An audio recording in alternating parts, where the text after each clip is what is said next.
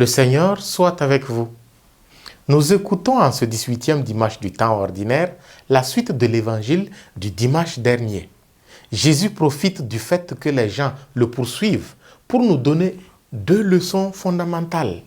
D'abord, ne pas s'agiter sur le repas. Et ensuite, avoir pleine confiance en Dieu.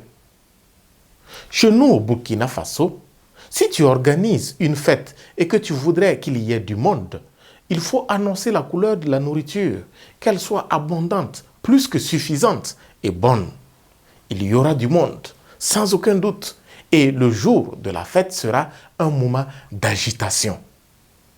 Certains se respectent certes et prennent juste le nécessaire. Beaucoup, par contre, pensent à leurs sachets qu'ils ont en poche. Ils mangent et quand ils sont rassasiés, ils remplissent aussi leurs sachets noirs qu'ils dissimulent dans leur besace. Tant pis s'il y a des invités qui n'auront pas à manger.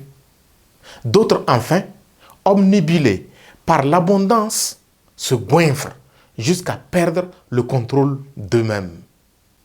Devant la nourriture, les hommes s'agitent. Et c'est ce qui a poussé les foules au temps de Jésus, après qu'elles aient eu à manger en abondance avec la multiplication des pains, à se mettre terriblement à sa poursuite pour le même motif. C'est pourquoi Jésus leur enseigne la confiance en Dieu. Quand une mère est brave à nourrir ses enfants, aucun d'entre eux ne s'agite pour le repas, parce qu'ils ont pleinement confiance. L'exemple le plus parfait, je le prends sur moi-même. Quand j'étais encore au séminaire, le moment du repas était un moment d'agitation. Nous sommes nombreux. Il ne faut pas être en retard, sinon tu risques de dormir à jeun. On se bousculait donc. Mais une fois à la maison, pendant les congés et les vacances, je me surprenais moi-même à faire toute la journée sans chercher à manger. Parce que je savais pertinemment que j'aurais toujours à manger. J'avais une confiance absolue en ma mère. De même, tout croyant devrait avoir une confiance absolue en Dieu, puisque c'est lui qui donne tout. Ce n'est pas Moïse qui a donné la manne au peuple dans le désert, mais Dieu lui-même, contre lequel les Juifs récriminaient parce qu'ils avaient perdu la confiance par manque de patience.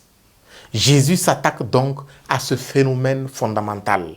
Soyons des disciples de patience et surtout, soyons des disciples de confiance absolue en lui et rien ne nous manquera. Jésus, pain de vie, ce n'est pas seulement l'Eucharistie. Il est la source même de tous nos besoins de vie, si nous savons lui faire totalement confiance. Heureux ceux qui ne s'agitent pas pour les choses d'ici-bas, symbolisées par la nourriture.